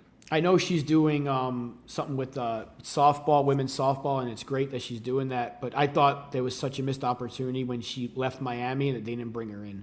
Like, that should have been the first call they made, was to get her back in this organization. Like, I don't know what the hell they were thinking, but it's so easy to say, go get, like, who's kind of an upstart team this year? The White Sox, right? Are we going to start saying, get someone from the White Sox front office? No, you don't want to do that because they've been bad for so long. So it's no, there's got to be a credibility to this because you don't just say this guy GM go be the GM of the Yankees. Like, that ain't easy, man. It's just like personally, I wouldn't want that job. It's a lot of stress and headache, man. That's there's a lot of being a GM is just it's not just about signing players or negotiating with players.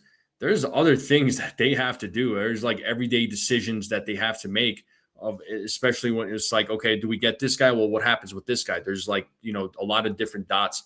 It's a hard job, right? And I'm not saying Cashman is perfect, but yeah, you don't like you said, you don't accidentally have 30 winning seasons. I understand that it doesn't always lead to a championship. I get that, but how many teams can easily say that they have 30 winning seasons?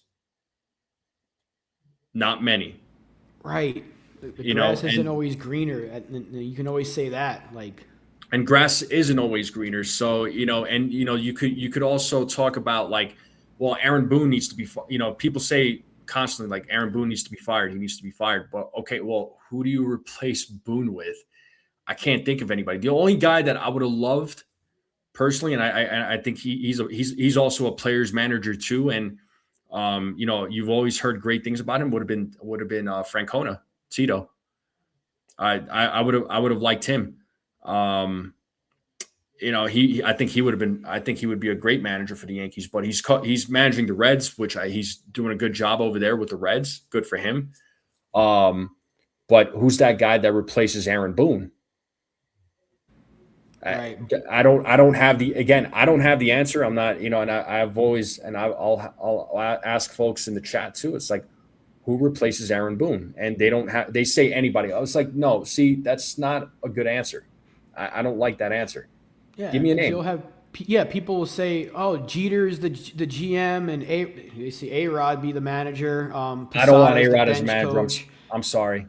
I don't want A-Rod as A-Rod would do better as like, well, isn't he running like the Timberwolves or something?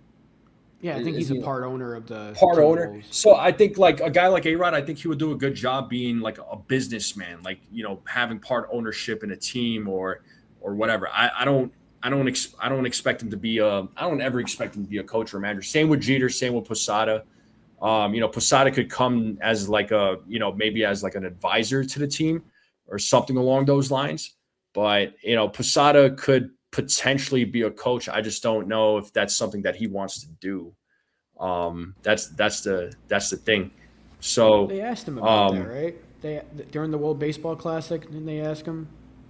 I feel like, what was his answer? Because I think I remember something along those lines. It was something like he wasn't ready to commit to saying, he wasn't going to give like a definitive answer.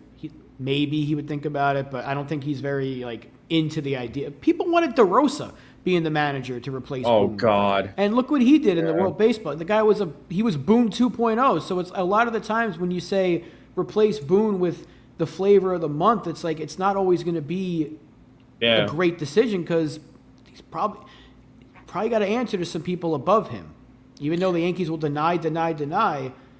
I don't think Aaron Boone is the worst manager in the world, but it's just, again, you can't just say it's not him that's winning. Like, you have to be good, somewhat decent at your job. Obviously, you have winning seasons. I know it's not translating to championships, and I'm not justifying it, but it's easy for us as a fan to say they got to fire that guy. But when you get asked the question, who do you replace him with? And you go, anybody. You really don't know the answer yourself. So it's like, maybe it's not the end of the world. Because he outlasted Cora. Who saw Cora getting fired? I didn't see that. You know what? Not to jump into Red Sox and Cora. You want to know what I think? I think Cora getting fired, personally, looking at it from the outside, I think it was wrong. I don't think the Red Sox did Cora any favors. I mean, look at what they did. You've seen what the Red Sox organization did.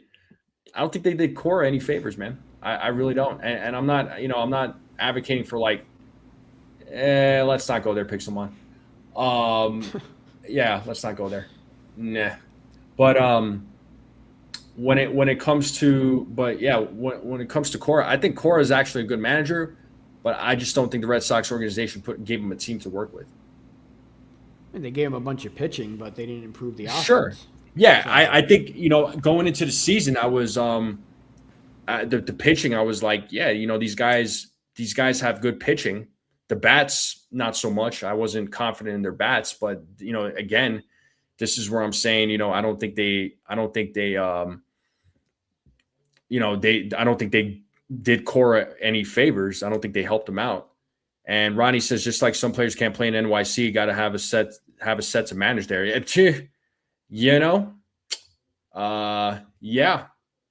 No, Pixelmon, it was funny. It was funny. I just don't want it to stir anything up is all I'm getting at. It was funny. Trust me. I laughed inside. I did. I just don't want it to stir anything up. I laughed out loud. I mean, I might have been muted, but I laughed out loud. This the thought of that being in the dugout would be. Yeah, the thought of it was hilarious, but I just don't want to stir anything up because some people might get Could you imagine the press conferences after the game? Oh man, people get mad about Judge smirking a little bit. You imagine let's stop, but just yeah, we'll leave it at that. I know Judge smirking, that's just part of his personality. But such a terrible captain. Oh, how dare he smile? Lou says, I think you mean they did Cora a favor. Now he can get a winning team. Yeah, but Cora liked being a Red Sox manager, though. I mean, if he really didn't, the guy would have left a while ago. I mean, he actually was doing well as a manager, but he could go. If he wanted to go to a winning team, he could have gone to the Phillies, but he was just like, nah, you know what? I'm going to take some time off and just chill out with the family. I'm like, yeah, why not? Hey, shout out to Donnie Baseball. He's doing a hell of a job over there. Yeah, Mattingly so far is holding it down. How does it translate later on? Like, does the Phillies make it to the postseason? I don't know. And also, remember, Rob, not players that can't play in New York is just a myth. Yeah, it's just a myth. Just like they need a DFA Giancarlo Stanton. Those who know what I'm talking about. So, yeah. Hey, where has he been? I know I don't want to bring his name up, but like, didn't he get the axe on Twitter? If I'm not like, no idea. Anyone who knows who we're talking about, the man was sending out like maybe not even 30, like an hour-long rant from his car, and then next thing you know, he was just like, he got the 86 on Twitter, like he was just gone. It was the funniest thing. I'm like, they finally got him. It took a spamming of an hour-long video. I'm sorry for going off, but the caveman look in the car. I thought it was hilarious. Yeah. Like Ken says, Cora didn't do Cora any favors. He's a bully just like Girardi. He drove Devers out. Listen, Girardi gets – a lot of people rewrite history with Joe Girardi because they hate Aaron Boone so much. And they hear Girardi in the booth and they go, oh, see, they should have never got rid of him. They didn't fire Joe Girardi, mind you. Everyone says they fired him. They didn't fire him. They let his contract run out, and they told him they weren't going to bring him back. And I remember everyone saying they hated Joe Girardi when he was here because he couldn't manage a bullpen very well. And what are we saying about Aaron Boone? He can't manage a bullpen very well. A lot of people rewrite history because of their hate for Aaron Boone. Joe Girardi had a stacked roster, for many years in his tenure as Yankee manager. He got one championship. One. And there should have been a lot more with that group. Yeah, I mean, with that 09 roster, I mean, if you didn't win a World Series with that roster, I would have questioned you right off the bat. But then it's like, I know everybody wants to talk about Girardi winning. At least he won a World Series. Well, you know what, man? It's just like one World Series don't cut it, and he got bailed out that postseason. If people don't remember, I'm sorry, but not You're good. It was 2017. I'm sorry. Yeah. Everyone was like, oh, that year they should have solidified him as a manager. He got bailed out because he didn't challenge a call in the 2017 division series against Cleveland. And if he didn't get bailed out for them coming back in that series, he said it himself, they bailed me out. That was Girardi's words. They bailed me out. Like, people forget that because he's very good in the booth. And they're like, this guy should have been the manager all along. We'd have a championship by now. I don't think so. I really don't. That's the reason he got fired from Philly. I'm just saying he didn't last very long with Philly. Nope. I mean, Cora got the axe. Rob Thompson is no longer a manager. And, Aaron Boone is still around. I know people are just like, well, why is Aaron Boone still? You know what? Aaron Boone, as much as people don't want to hear this, every season has been a winning season for him. 2023 sucked, but he's taken the team to the playoffs.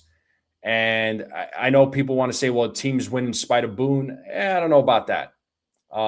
Teams just don't win games on their own. You need somebody there, you hear things about like, well, Boone doesn't take it serious and he doesn't discipline his play. We don't know what conversations are being had behind the scenes. We're not. I mean, I wish I was a fly on the wall to listen in, but being manager of a team, it is not easy, especially when it comes to the Yankees, man. Right? I mean, I don't always agree with Boone's decisions. I'll tell you that right now. I don't always agree. I don't always agree with him. But where I give Boone credit is whatever cards he's dealt, he makes the best of it. And players like him. And if the players like you and you could relate well to these guys, who are we fans to say? Because the players' words are going to be bigger than what us fans have to say. So if, despite how some fans might feel about Boone, at the end of the day, players' opinions are going to be way more important than ours. Just hate to break it to people, but it's just the nature of the beast. We can state how we feel. We may not agree with it, but if the players feel a certain way about a manager, their opinion, their words are way more or much bigger than ours, much bigger than ours. So, it's just the way it is. I'm sorry, but yeah. Look, I'm not the biggest Aaron Boone fan. I'm not even really a fan of Aaron Boone, but the earlier questions, like who replaces him, I don't have an answer for that. I don't think Ausmus would be any better. I really don't. I don't like our coaching staff, so I'm like, I can't say this guy would be a better manager than Aaron Boone. Yeah, and Ken, funny that you asked this question because Ken, like no joke, Rob and I talked about it, and Hardman, before we even went live, Rob, I was going to talk about Tyler Hardman with you, and then funny enough, the news came out that he got promoted. What are your thoughts on this? On what he's asking here? I would hope that it means we're going to see Lombard sooner. I don't want them to rush it, but I selfishly would love to see Lombard at the major league level this year. He's done such a good job improving his bat from the struggles last year when he got promoted. And the fact that Hardman finally got promoted to Scranton, there's kind of a logjam in their infield a little bit because they got to find spots for Lombard to play. They're moving him all over the place. So, and now Hardman plays first, second. He's played a little bit of second. He's played third. He's played the outfield, and I think he's had one game at short. So maybe they're turning him to a utility guy, kind of similar to what Schumann can do. But I hope, Ken. I mean, it could be. Maybe we see Lombard sooner than we think. There's so much uncertainty with the shortstop position because Caballero can play all over the diamond if they wanted him to. Volpe's not good enough at shortstop to say he's got to be the everyday guy. And the way the Yankees have operated this year, if Lombard forces their hand, maybe you see it. Do you think Volpe's days as a Yankee are numbered? No, they like him too much. They like him too much. Yassine. Oh, go ahead, dude. Say what you need to say. I mean, I'll answer Yassine's question. If he was available, he's not. But if he was, whatever the fuck they asked for, you give it to him. I'm sorry for cursing. But if Bobby Witt Jr. was available, I mean, you don't say no.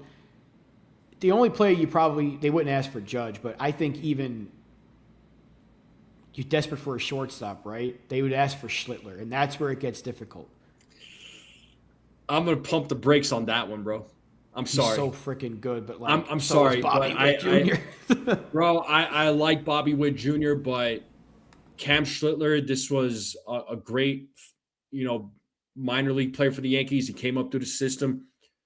We need guys in the rotation. I think that's pushing it personally for me because I like Schlittler, man. I really do. I mean, he's almost as good as when you look at his numbers, right? When you look at his numbers, he's almost as good as Paul Skeens. It's just scary, right? Because I was That's so what I'm hesitant. saying. Be like, oh, please don't call him Paul Skeens. Please don't call him Garrett Cole. But like, he's been just as good as Prime Cole so far. Like his numbers, right. He's breaking records. What he's doing in his first 20-something starts, whatever it is, as a Yankee, and he's doing things that have not been done before. But Bobby Witt Jr. is the best shortstop in baseball. So I think you have to at least consider that. Yeah, I'm not arguing that, but it'd be so hard to give up Cam. It's all a hypothetical because he's not available. It is a hypothetical, yes. It is a very hypothetical. I don't think Bobby Witt Jr. is available. He's not. I would be, no. It'd be hard for me to trade Cam for Bobby Witt, but I don't know, man. If we're talking, it's just hypothetical, like you said. Yeah. My thing is they're much better at developing pitchers than they are infielders. I understand, So it's like, but you're not more than everybody's likely- not everybody's gonna gonna be develop Schlittler. like a Cam Schlittler, though. Right. You But know? you're more than likely to get a really good pitcher out of this group that you have right now than you are to get like a Bobby Witt. You're probably more likely to develop another Cam Schlittler than you are to develop a Bobby Witt Jr. I'll put it that way. Yeah, I don't know, man. That'd be a tough one though to give up Cam, because I like Cam. I He's really do. insane. He's so damn good. He is so good, man. Yeah, he's really good. I mean, whenever he pitches an excellent game and the Yankees lose, I'm just like, dude, that hurts so bad. That It's hurts a lot like so DeGrom. bad. Like Yassine just said, it's a lot like DeGrom. Yeah. Poor DeGrom doesn't even have 100 wins in his career, and he's the best pitcher I've ever watched, Jacob DeGrom. DeGrom was a beast, just got hurt. Absolutely. Yeah, if he was never hurt, Yeah. him and Mike Trout are two probably the biggest what ifs, in my opinion, in baseball history. In terms of what if they stayed healthy, it's Trout, DeGrom, and Ken Griffey Jr. Like those three players, if they had stayed healthy, are probably three of the greatest to ever do it. And they still are three of the greatest to ever do it, and that's with injuries. Yeah. Oh man, Trout is a sad story. Like, he's such a sad story. I think he could have been a lot better than what he was. Number one, I know the injuries have took over his career, sadly. Two, I don't think it really helped him playing for the Angels. I think he has to all those years, man. It's like you should be playing for contender, man. That's who you should be playing for. But sadly, it's not a disrespect towards the Angels, but it's just he didn't do himself playing for the Angels. He didn't quite do himself a lot of favors. Respect the loyalty, but yeah, if he wants to win at some point, he might have to. He said he doesn't want to trade though, so I mean. Yeah, he wants to stay with the Angels. And you know what? The Angels right now, I mean, I'm not saying that they're contenders, but they actually got a pretty decent team over there. They have the pockets, right? They gave Rendon that awful contract, so they're always willing to spend. But talk about a sad player, Anthony Rendon. shit, well, he doesn't deserve any sort of like. Well, I'm saying sad in the sense that like the guy was full of talent, then he kind of went downhill.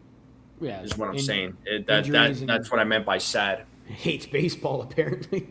Yeah, it's like, dude, all those years you played baseball, and all of a sudden, now it's like I understand there's other things that might have taken priority, and your priorities have changed. I get it, but it's like, I don't know, man. Like you're making all that money, but Hey, there you go. Sometimes if you get your pockets lined up, everything else is secondary. this is true. Yeah, but anything else? I know we've been live for almost an hour and 45, but appreciate everybody hanging out. Even if you showed up later, appreciate everybody hanging out. Rob and I, we were almost live for 2 hours. I know Mazza was in here for a little bit. We were chatting it up, but it's been a lot of fun, man. I mean, it's been a while, Rob. It's been a long time. I've been wanting to get you on for a while, but I know it's just with the schedules and all that. It's just it's been hard, and I get it, but it's been great to have you on, dude. I mean, I would love to get you on again. I mean, anytime you want to jump on and talk a little baseball, or Yankees baseball in particular, like, let's talk, man. It doesn't always have to be prospects. It could be, I could set up a stream and be like, yo, you available? And we could. Hey man, I'm hoping that. I bet. I'm hoping to get on more often. I don't want to make any promises though. Between the work life and personal life, things I'm doing in personal life, it's tough to make any sort of promise to come on. Yeah. But we'll always talk, and if there's ever a day that I can pop on, or you can come on, if I'm going on the Chronicles, and you're always welcome to join the boys on there. So it's always fun. I do miss this at times. I do miss this. But it's always fun to talk baseball, and it's always good to talk to you. And I'm glad we got to see Mazza. I'm glad Mazza's doing all right. It's been a while since I've talked to him, so I'm glad to see a lot of familiar people too. It's like it's been a while since I've been on a show, and it's good to see a lot of familiar faces, even if some of them drive me completely and utterly insane. Well, I miss seeing you on there with the guys, man. I really did. I always liked seeing you on there. I always liked hearing what you had to say on the Pinstripe Chronicles. Love having you on here as always, bro. Like, it's always a pleasure having you on. So, you're always welcome back. You already know that, man. So it's just like, if you ever want to just chop it up, like, let me know, dude. Well, we could figure something out. Or if I set up a live stream and you're available, I'll definitely hit you up. Apparently, I pull up MLBTradeRumors.com. The Yankees signed a right-handed pitcher, to a minor league contract, according to John Heyman. He has a strange last name. I couldn't say it. Yeah, Strzelecki. It might be Lecky, because if you watch Supernatural, you know the actor Padalecki, Jared Padalecki. Right. It might be Lecky. I don't know how to say that first part of the name. I don't want to butcher it. Yeah, it looks like the Yankees signed him. Maybe he might get called up. I know he's with AAA. He just got signed to Scranton. Just kind of looking at apparently he's still looking for his first Major League Baseball action since 2024. Had a 2.31 ERA over 11 2/3 for the Guardians. Over 83 2/3 career innings with the Brewers in a previous stint in Milwaukee. Diamondbacks and Guardians. Strzelecki, again, if I'm butchering the name, I apologize, has a 3.44 ERA, a 24% strikeout rate, an 8.4% walk rate. The numbers are good. The numbers are not bad. I personally have never heard of him, but then again, Cashman gets these guys that we never even heard of, and then they end up being freaking beasts, some of them. We'll see. Maybe it's a diamond in the rough. Maybe it's nothing. It's a minor league deal, so it's really... Yeah, it's a minor league deal. I was just looking through, and I was like, huh. I was like, the Yankees signed they signed a pitcher. So, all right. Well, we'll see if we see him at the major league level. Yeah, we'll find out. But anything else you want to say, Rob, before we take off? Anything else you want to say, man? Sunil's lying about that most recent post. Definitely lying. That's one. Two, I just had a lot of fun. Stevie B, I think you said you were going to send me something on Twitter. I don't see it. I don't know if you said it with the wrong Rob. Someone said they were going to send me something on Twitter. If that was you, Stevie B, I didn't get it. But just a lot of fun. I was happy to be on here. I was glad to finally get on here with NFE. It's been too long, and like I said, hopefully I get more opportunities to come on here. But this is good. It's always good to talk baseball with my dude. And like I'm seeing a lot of familiar people. Stevie B, of course, Ken, not Sunil. Saw Devin here for a little bit. So it's been fun, and I'm happy to do it. 2 hours basically flew by, man. Yeah, don't forget Beagle. You can't forget Beagle. Oh yeah, and my other arch nemesis. I'm sorry, good friend. But Rob, like I said earlier, man. It's a pleasure having you on here, bro. It's been way too long. I miss seeing you on there with the boys. I really do. But you sometimes life comes up and things happen, and you got to go take care of business. So, of course, when, I always say if things in your personal life come up, you got to go take care of it. Right. This stuff, the live streams, as fun as it is, that this stuff always comes second. Your personal life always comes first. Maybe we'll start a petition and get Rob back on these live streams. So, I would like to, at some point, definitely get you back on. Always talk some Yankee prospects. Perhaps the draft. When the draft goes down, maybe I could get you back on and seeing who the Yankees drafted. I'm curious to see what they're going to do in the draft. Like I said, I think they need a they need to go after a catcher or catchers, perhaps. They need to go after multiple catchers, but they're going to go after pitchers. But we'll talk about that stuff. But again, Rob, definitely, I know a lot of folks. You see a lot of the names. They were happy to see you, so we'll get you back on Brad, again. My favorite Australian. Yeah, Brad, the only Australian. The only Australian. I don't think we've ever had another one show up. I haven't. I don't have another Australian subscriber. Not that I'm aware of. Not. Brad's the. Yeah. Brad's enough. One's enough. Like, you met one Australian, you met them all. No, I love Australian. I love Australian people. Yes, that's one place that I would really like to visit. I do have Australia at the top of my list of a place that I would like to go visit. Mm-hmm. Italy, obviously, being one of them, because there's a bias there. But of course. But I want to go to Italy too. I'm not Italian, but I would love to go to Italy as well. I just can't. I can't talk like the Gabagool people because they don't like that there. So. Yeah, you might have to work on the accent a little bit just while you're there. So. But anyway, folks, that's going to do it for us. I appreciate everybody joining us this afternoon. If you are a fan of the NBA, the Knicks are going to play here in about an hour for Game 3. So I'm hoping the Knicks go take it 3-0 against the Cavs. But if not, enjoy the rest of your weekend. Do something fun. Hopefully it's a long weekend for a lot of you with Memorial Day being on Monday. Appreciate Mazza jumping on earlier. Rob, thanks for jumping on. And thanks to everybody in the chat. You guys and gals are the best. If it wasn't for you all, we'd be talking to an empty room. So the channel is on its way to 3,000 subscribers. We're slowly but surely getting there. Love to get there sooner rather than later. So if you're new and you're watching, hit that subscribe button, hit that like button too. Let's continue growing this channel here, folks.